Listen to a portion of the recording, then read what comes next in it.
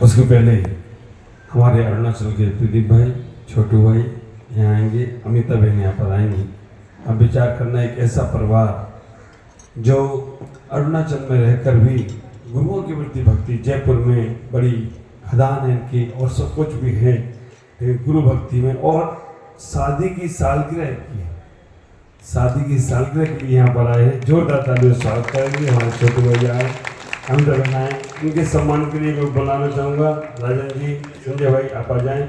हम संजय भाई दोनों संजय आ जाओ, चलेंगे यहाँ पे सम्मान कराएंगे। महिला मंडल में से कोई महिलाएं आ जाए, हाँ हाँ आप दोनों आ जाए।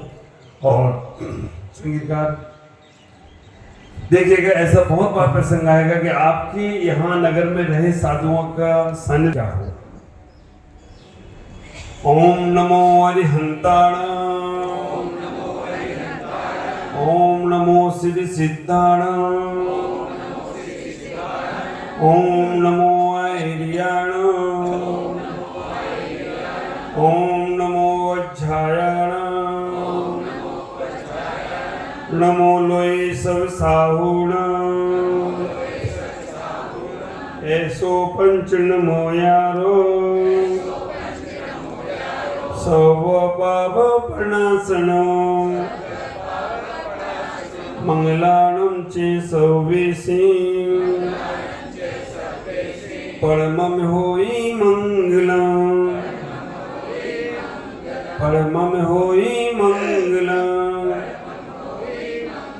परमं होई मंगलम्। बोलो देवादिदेव आदिनाथ भगवान की जय, भगवान महावीर स्वामी की जय, मूल नायक पारसनाथ भगवान की जय, मोक्षगामी नेमिनाथ भगवान की जय, बाहुबली गोमटेश्वर भगवान की जय, आचार्य शांति सागर जी महाराज की जय, बात्सल रत्नाकर दादा गुरु आचार्य विमल सागर जी महाराज की जय, बात्सल दिवाकर आचार्य भगवान गुरुदेव पुष्पदंत सागर जी महाराज की जय, विश्व धर्म की जय, अहिंसा में परमो धर्म की जय। बोलो अहिंसा की पीड़िता 108 प्रमुख सागर जी महाराज की, महाराज की जय करा गुरुदेव का, समस्त आचार्य सभी की धर्मश्री बात्माओं, ये मेरी बहुत सुंदर सी पुस्तक है कबूए कल्याणक। इसमें मैंने 24 तीर्थंकर भगवान की स्थितियों का वर्णन किया है और आपको आश्चर्य होगा जब ये 24 का वर्णन 24 हम जब लिख रहे थे, इन पंक्तियों को ऊपर नीचे कर रहे थे, वो स्थान और कोई नहीं, आज से 24 साल पहले का स्थान एक कलकत्ता ही है। यही मैंने 24 को संशोधन और संपादन किया। और सबसे बड़ी बात, जब हम इसको संपादन करते थे तो मुन्ना भाई हमारा साथ पूरा देते थे कि महाराज इसमें ये नहीं, ये जोड़ दो, इसमें ये हटा दो, इसमें ये कर दो। तो हमने मुन्ना भाई से बोला कि ये पंक्तियां आज सार्थक हो गई और कहाँ कैसी पंक्तियां हैं, और ये पंक्तियां लिखने की मेरे को जरूरत क्यों पड़ी। मैं जब संघ में आया तो मुझे तीर्थंकरों के नाम भी नहीं मालूम थे, बस मंदिर हमारा मूल नायक पारसनाथ भगवान थे, जहाँ मेरा जन्म हुआ वहाँ भी पारसनाथ और यहाँ भी पारसनाथ, दोनों जगह पारसनाथ है। और आप विचार करना, वो मंदिर जहाँ मेरा जन्म हुआ वो मंदिर भी कलकत्ता वालों का है। कलकत्ता वाले हमारे सोहनलाल जी, हाँ सोहनलाल जी हमारे जो बड़ा बाजार मंदिर के हैं, उनका ही इटावा में वो मंदिर है, उन्हीं के द्वारा बनाया हुआ है। तो वो मंदिर में पारसनाथ वो जानता था, भगवान के नाम नहीं जानता था। आचार्य श्री के बाद जब सन्यास के लिए ऊपर आया, उन्होंने कहा पहले भगवान के नाम याद करके आओ। बहुत याद करे, करने के बाद बड़ी मुश्किल से याद हुई, 24 तीर्थंकर के नाम सुना दिए। अगले वालों ने कह दिया चिन्ह याद करके आओ। अरे मैंने कहा चिन्ह कहाँ से याद करें। फिर मैंने कहा अगर आगे गुरुजी फिर बोलेंगे कि भगवान के जन्म स्थान याद करके आओ, फिर बोलेंगे माता पिता के नाम याद करके आओ, तो मैंने कहा ये तो चलता रहेगा। तो मैंने अपना दिमाग लगाया। मेरे एक संस्कृत के टीचर थे, उन्होंने कहा महाराज याद करने का सबसे अच्छा तरीका है कि गा के याद करो। तो मैंने उस वक्त ये पंक्तियां शुरू की, बनाना शुरू की, 24 भगवान का वर्णन बहुत सुंदर तरीके से। तो आज नेमिनाथ का वर्णन अपन सब लोग बोलेंगे मेरे बोलने के उपरांत। सौरीपुर में जन्म लिया, गिरनार गिरी से मुक्ति गमन, समुद्र विजय के सुत थे प्यारे, शिवा देवी के सुनंदन, शंख चिन्ह है आपका प्यारा, वर्ण कृष्ण सा है भगवन, वाइस्व श्री नेमिनाथ को हम सबका सत सत बंधन, हम सबका सत सत बंधन, हम सबका सत सत बंधन। नेमिनाथ जी नेमी बने तुम, राजुल और गिरनार की, पशु क्रंदन सुन चल दिए तुम, भेष दिगंबर धार के, श्री बलदेव कृष्ण के भ्राता, बाल ब्रह्मचारी हो भगवन, अष्ट ध्रुव का अर्घ चढ़ाकर हम सब करते हैं पूजन, हम सब करते हैं पूजन, हम सब करते हैं पूजन। इस प्रकार से 2400 का अपना वर्णन लिखा है, ये पुस्तक में सब है और सारी की सारी चीजें इसमें याद होती हैं। आज नेमिनाथ भगवान जो 22वें तीर्थंकर हुए, जिनका जीवन अगर देखा जाए तो कभी कोई भी तीर्थंकर युद्ध के मैदान में नहीं जाते, लेकिन नेमिनाथ भगवान एक ऐसे हुए जो जिन्होंने तीर्थंकर बनने के साथ साथ युद्ध के मैदान में भी गए।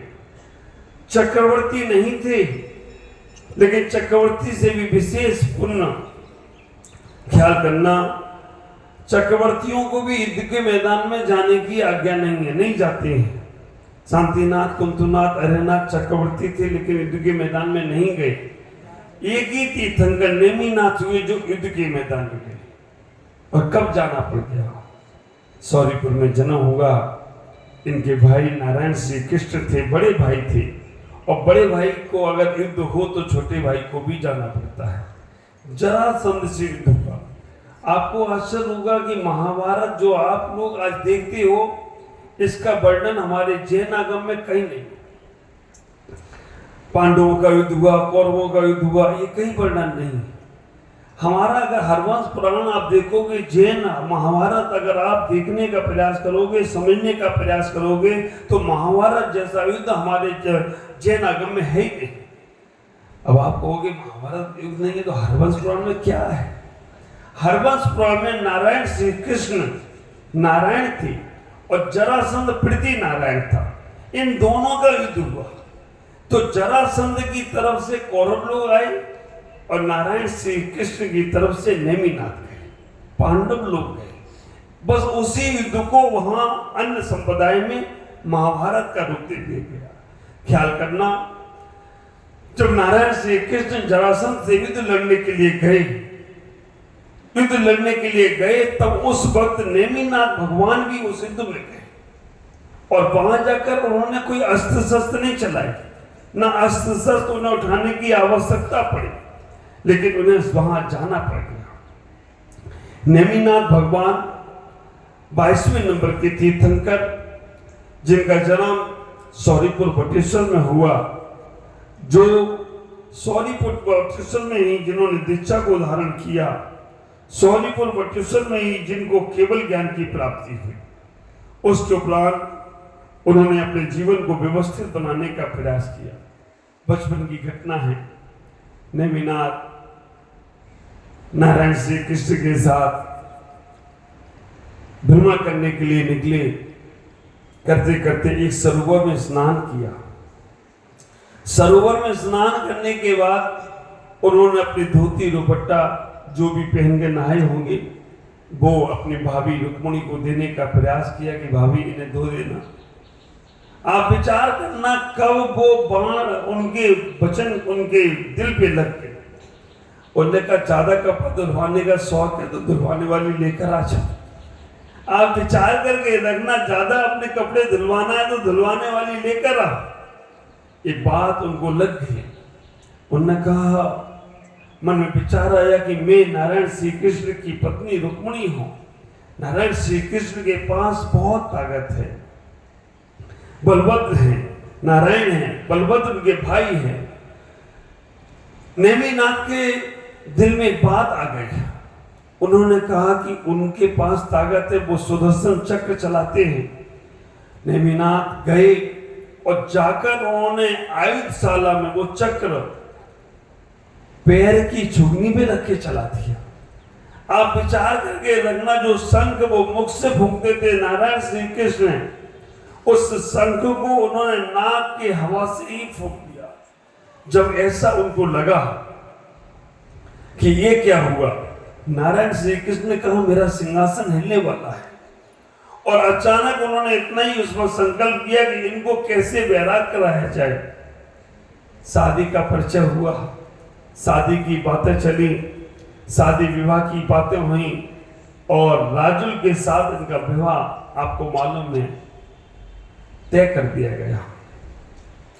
कहां सौरीपुर से बारात लेकर जूनागढ़ तक गए और वहां पर ऐसा षड्यंत्र रचा गया। जब जूनागढ़ में पहुंचे, वहां पर देखा कि यादव गढ़ों के लिए पशुओं को बंधन में बांधा गया।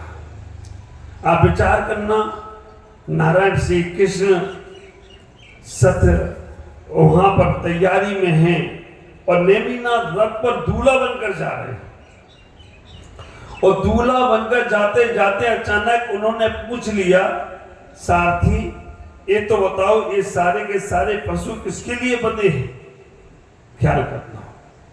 उन्होंने कहा कि सारे के सारे पशु किसके लिए बंधे हैं? और सारथी ने कहा कि भगवान आपकी बारात में जो लाखों अरबों लोग आ रहे हैं उनके भोजन के लिए इनको बांधा गया है। बाप रे! जैसे ही उनके मन में विचार आया कि मेरे विवाह के पहले इतने पशुओं का बलिदान होगा, उन्होंने तुरंत उसी वक्त कहा सारथी रथ रोक दो और सारथी रथ मोड़ दो। और वहां से नेमिनाथ जूनागढ़ से गिरनार की ओर चले गए। आप ख्याल करके रखना, उन्होंने उस हिंसा का समर्थन नहीं किया, उस पाप प्रवृत्ति का समर्थन नहीं किया। उन्हें विवाह का कोई भी ऐसा विचार नहीं आया कि जिससे विवाह जरूरी है। उन्होंने संन्यास लेकर अपने मार्ग को मोड़ दिया और मार्ग को मोड़कर गिरनार की ओर चले गए। आप ख्याल करना, आजकल हम अपने जीवन में उन नेमिनाथ का वर्णन तो कर लेते हैं, नेमिनाथ को अर्घ तो चढ़ा रहे हैं, लेकिन नेमिनाथ जैसा बनने का प्रयास नहीं होता है। बहुत मुश्किल होता है कि हम कैसे उन नेमिनाथ की पूजा उपासना के साथ साथ अपने जीवन को समझने का प्रयास करें। नेमिनाथ भगवान जिन्होंने पशु किंदन को देखकर अपना मार्ग रोक दिया, मार्ग मोड़ दिया और अपने आप को पाने का प्रयास किया। और आप विचार करना, आज मंदिरों में जो मैं देखता हूं, मंदिरों में जब मैं देखता हूं, यहां तो नहीं दिख रहा है लेकिन कई जगह मंदिरों में दिखता है, जो महिलाएं लिपस्टिक, नाखूनी, परफ्यूम लगा कर जाती हैं, उन पशुओं की हिंसाओं से जो सामग्री बनकर आप लेकर उसको इस्तेमाल करते हैं, तो समझ के रखना, जिस मंदिर में भगवान की भक्ति करने के लिए जाना था, वहां पर हम प्रदर्शन के लिए चले गए, वहां पर हम दिखावे के लिए चले गए। वैसे ये मंदिर में हमें अपना वैभव दिखाना चाहिए, लेकिन जो दिखाना है वो तुम दिखाते नहीं हो, और जो नहीं दिखाना है वो दिखाने का प्रयास करते हो। मंदिर में भगवान के पास जाओ, आपको मेरी बात अटपटी सी लगेगी, लेकिन झटपट समझ में आए तो बहुत अच्छा होगा। मंदिर में जब भगवान के पास जाओ तो खूब अच्छा वैभव के साथ जाओ, सज धज कर जाओ, आभूषण पहन के जाओ, जब सौद्रमिंद भगवान की भक्ति करता है तो आप विचार करके रखना, भगवान की भक्ति के लिए पूरे 16 श्रृंगार करता है, उसके बाद वो मंदिर जाता है। महिलाओं के 14 श्रृंगार हैं, पुरुषों के 16 श्रृंगार हैं। आप कहोगे कि महाराज महिलाएं कम श्रृंगार करती, पुरुष ज्यादा करते हैं। महिलाओं को श्रृंगार की आवश्यकता ही नहीं है। आप विचार करके रखना, महिलाओं को श्रृंगार की आवश्यकता नहीं है, श्रृंगार की आवश्यकता पुरुषों को है। आप रामायण देखते हैं, महाभारत देखते हैं, रामायण में बड़े बड़े कुंडल किसने पहने? भगवान राम पहनते हैं। महाभारत में नारायण श्री कृष्ण पहनते हैं, महिलाएं नहीं पहनती, वो छोटे छोटे से पहनती है। कंधोनी कौन पहनता है? जनेऊ कौन डालता है? महिलाओं के 14 श्रृंगार हैं, पुरुषों के 16 श्रृंगार हैं। पुरुषों के 2 श्रृंगार ज्यादा हैं। आप विचार करके रखना, पुरुषों के 2 श्रृंगार ज्यादा हैं, एक जनेऊ और एक कटार। ये महिलाएं नहीं लगा सकती, जनेऊ महिलाएं नहीं पहन सकती हैं और कटार भी नहीं रख सकती हैं। ये 2 श्रृंगार पुरुषों के ज्यादा हैं, बाकी के 14 जो महिलाएं के श्रृंगार हैं वो पुरुषों को भी है। और आप विचार करना, प्रकृति ने भी इस बात को साबित कर दिया। आपने मोर और मोरनी को देखा होगा, मोर और मोरनी में श्रृंगार किसने किया? मोर ने या मोरनी ने? पंख जो है ना, वो मोर के पंख हैं, मोरनी को जरूरत ही नहीं थी पंख की। आप विचार करके रखना, मोरनी तो वैसे ही सुंदर है, मोर के पंख हैं, मोरनी के। मुर्गा मुर्गी को देखते हो, आप विचार करके रखना, मुर्गा मुर्गी में जो कलगी लगी है ना ऊपर, मुर्गी की है मुर्गा की है? हाँ, मुर्गा की है। आप विचार करना, सारे की सारी प्रकृति के जो नियम हैं, तो आप देखने का प्रयास करना कि कैसे स्त्रियों का श्रृंगार नहीं, पुरुषों का श्रृंगार होना चाहिए। आप देखो, मोर खूबसूरत है, पंख उसके हैं, मोरनी के नहीं। दांत होते ना हाथी को, हाथी को होते हैं, आदमी को, आदमी को जरूरत ही नहीं है। आप विचार करके रखना, हाथी के दांत होते हैं, हथनी के नहीं। कस्तूरी पाई जाती है, हिरण को होती है, हिरनी को, हिरण को होती है, हिरनी को कस्तूरी नहीं होती है। आप विचार करके रखना, इतना ही सुना, नागमणि होती है, नागिन को होती है, नाग को होती है। तुम लोगों के पास क्या है? कुछ नहीं है। आप विचार करके रखना, जितना भी श्रृंगार है सारा का सारा पुरुषों का, नागमणि नाग को है, नागिन को नहीं। दांत हाथी के हैं, हथनी के नहीं। कस्तूरी हिरण को है, हिरनी को नहीं। आप विचार करके रखना, पंख मोर के हैं, मोरनी के नहीं। आप ख्याल करो, जितने सागर हैं, वो सागर सारे के सारे रत्न महासागर में मिलते हैं, नदियों में नहीं, नदी में नहीं। आप विचार करना, 9 महापुत्र को गर्भ में रखने वाली मां तो है, लेकिन उसका नाम पिता से दिया जाता है। कहने का तात्पर्य यह है कि महिलाओं को श्रृंगार की आवश्यकता नहीं है, पुरुषों को श्रृंगार की आवश्यकता है। हम इतना ही विचार करें, नेमिनाथ भगवान जिन्होंने अपने जीवन में वैराग को धारण किया और सब कुछ किया, हम लोग उनके उस आदर्श से इतना विचार कर लें, हम श्रृंगार की सामग्री का उपयोग मंदिर में नहीं करेंगे, हम मंदिर में परफ्यूम लगाकर नहीं जाएंगे, हम ऐसी व्यवस्थाओं के साथ जिस मंदिर में हमारे जाने के बाद अक्षय और चमत्कार होते थे, जहां चंदन की और केसर की खुशबू आती थी, जिस मंदिर में चले जाओ आप, वहां चंदन और केसर की खुशबू आती थी, अब काय की आती है? अब परफ्यूम की खुशबू आती है। हम इतना ही ख्याल करें, आज नेमिनाथ के मोक्ष कल्याणक पर जिन्होंने अपने जीवन के उस आदर्श को मोड़ दिया, हम अपने जीवन में श्रृंगार से बचने का प्रयास करें। 2 चीजों की बीमारी है, पुरुषों में व्यसन और महिलाओं में फैशन। अगर ये व्यसन और फैशन से बचते हैं तो इनका जीवन कहीं से कहीं तक पहुंचने का प्रयास करता है, कहीं से कहीं तक जाने का प्रयास करता है। आज इतना ही विचार करना कि हरवंश कुल में उनका जन्म हुआ और हरवंश में जन्म लेकर वो अपने जीवन को निर्वाण की ओर ले गए। आज नेमिनाथ का लड्डू गिरनार पर्वत पे चल रहा है।